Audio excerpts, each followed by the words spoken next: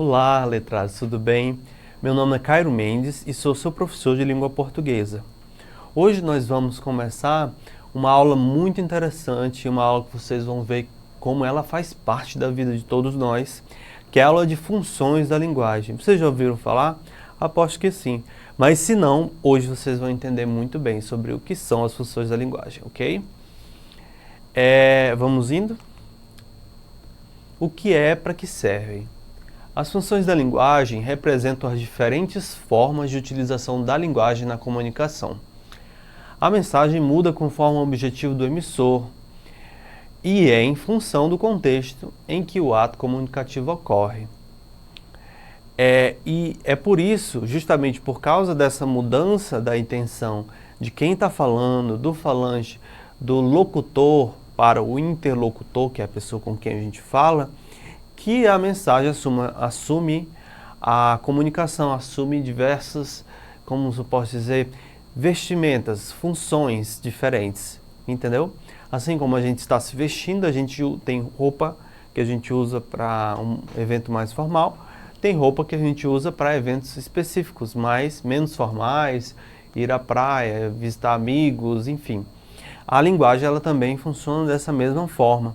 E essas funções é que dão uma certa, como eu posso dizer, um certo direcionamento sobre a intenção do locutor, do emissor, quando ele está colocando aquela informação, tá? Aquela mensagem, aquela intenção, tá?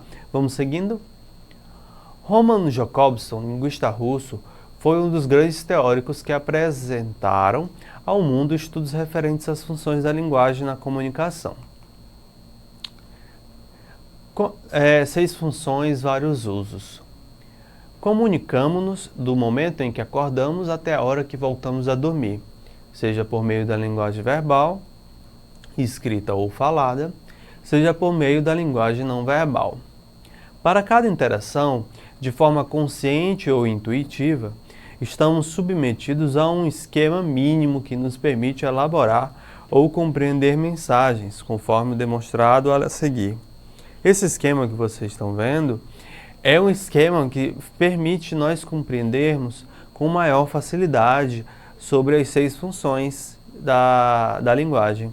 Vocês vão ver que é muito simples.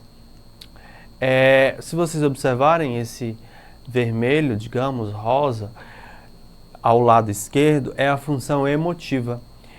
Ela é focada no emissor, naquele que fala, naquele que é o locutor, também conhecido. Do outro lado, temos a conativa. Ela é focada no receptor. E é sempre assim. O que define o que é uma função ou outra é o foco da intenção de quem está utilizando, quem é o locutor, de quem é o emissor. Se a função estiver em quem está falando, é função emotiva. Se o foco estiver no receptor, é conativa. Se estiver no assunto ou no contexto, é referencial. Se estiver na mensagem em si, é poética.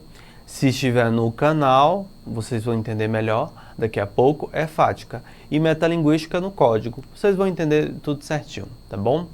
Função referencial, emotiva e poética. Na aula de hoje vamos abordar as 3 primeiras funções, como mostra o título.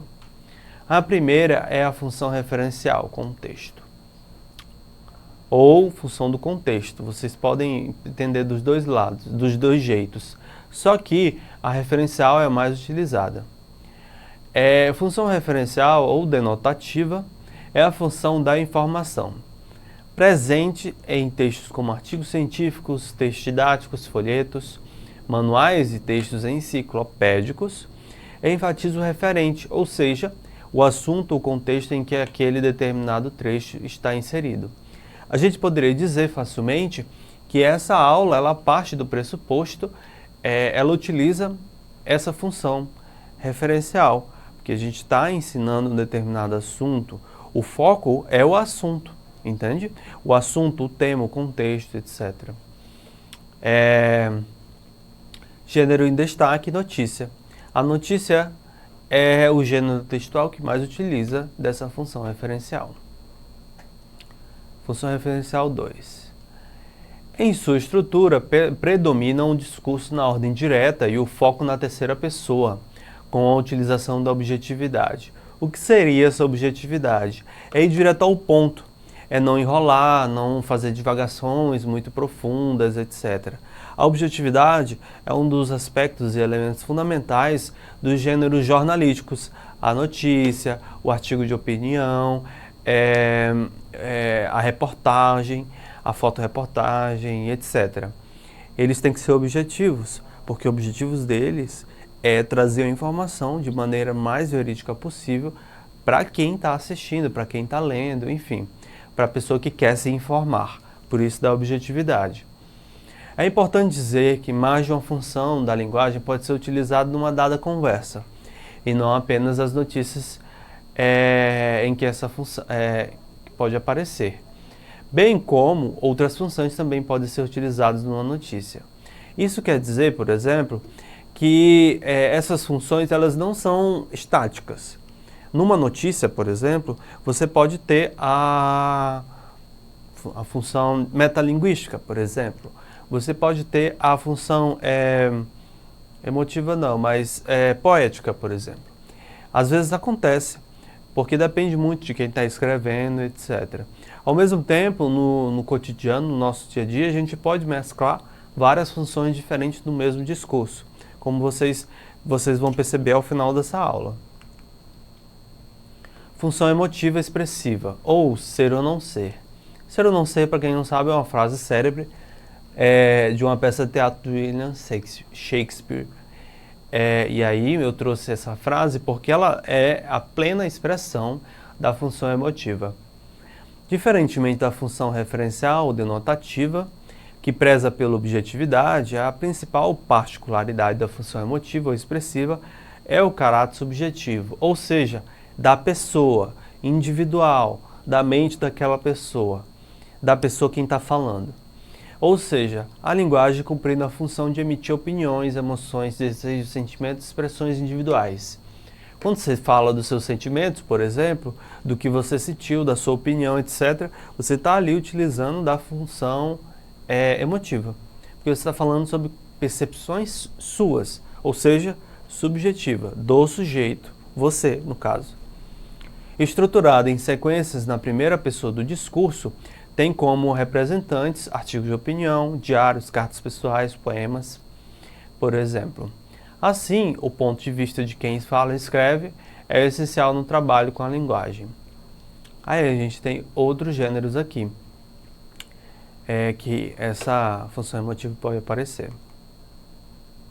Aqui eu trouxe um poema do Carlos Drummond de Andrade, que é esse o que está ao lado, em que onde é utilizada essa função emotiva, como vocês podem ver. Eu vou ler para vocês aqui.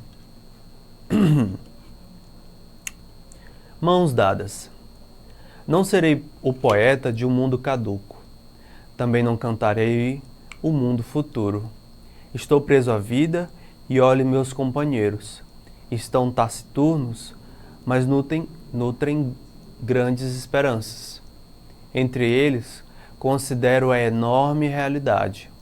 O presente é tão grande, não nos afastemos. Não nos afastemos muito, vamos de mãos dadas. Não serei o cantor de uma mulher, de uma história. Não direi os suspiros ao anoitecer. A paisagem vista da janela. Não distribuirei entorpecentes ou cartas de suicida. Não fugirei para as ilhas, nem serei raptado por serafins. O tempo é minha matéria. O tempo presente, os homens presentes, a vida presente. Carlos Drummond de Andrade. Aqui o Carlos Drummond ele fala a partir da perspectiva dele de poeta. Ele está falando sobre que tipo de poesia ele quer fazer. De forma geral, num primeiro momento, a gente pode dizer que o eu lírico aí está utilizando da função emotiva.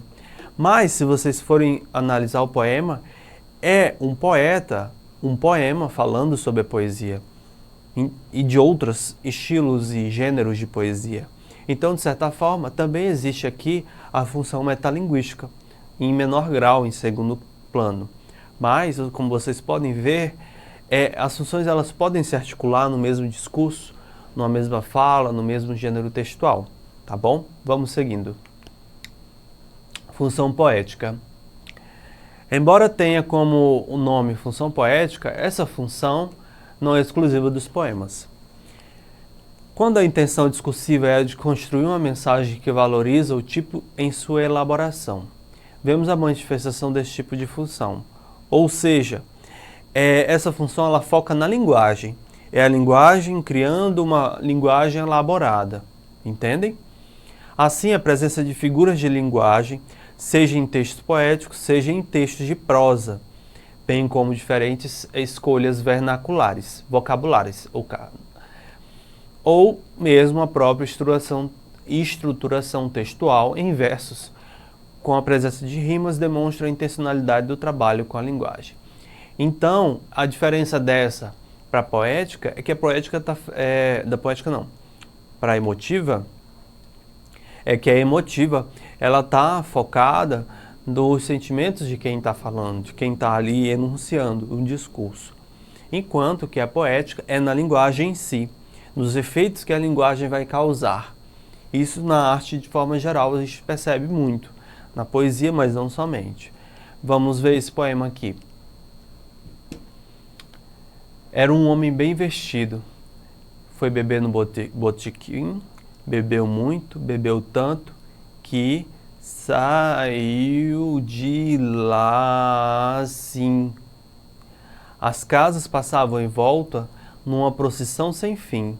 As coisas todas rodando, assim, assim, assim, assim, assim, assim, assim. Como vocês podem ver, o poeta aqui, ele utiliza da posição das letras, das palavras, para criar um efeito de sentido graças à semiótica. Porque você percebe pela posição das palavras e consegue se colocar na posição ali desse bêbado, né? Que é essa pessoa que bebeu e etc. No botequim. E aí isso é um dos grandes esquemas, uma das grandes características da poesia concretiva. E do concretismo, na verdade. Então, esse poema ele expressa muito bem como o poeta, o eu lírico do poeta, ele tinha como foco criar efeitos de sentido mais do que em falar sobre algo que viveu, algo que sentiu. Efeitos de sentido, efeitos de linguagem. Entendem? Vamos seguindo. Função e elementos da linguagem. Cada uma dessas funções que estudamos hoje se liga a um elemento da comunicação, pois nele encontra seu foco e objetivo. A compreensão desse elemento torna eficaz nossos atos comunicativos, além da nossa leitura e interpretação de texto.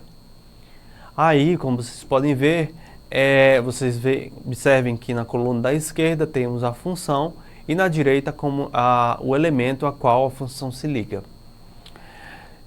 Então é isso, pessoal. Encerramos hoje a nossa aula de língua portuguesa. Não esqueçam de acessar a plataforma Eduque para vocês poderem revisar esse material, essa aula de hoje, tá? E na próxima aula nós voltamos com a aula de funções da linguagem 2. Até lá e tchau, tchau!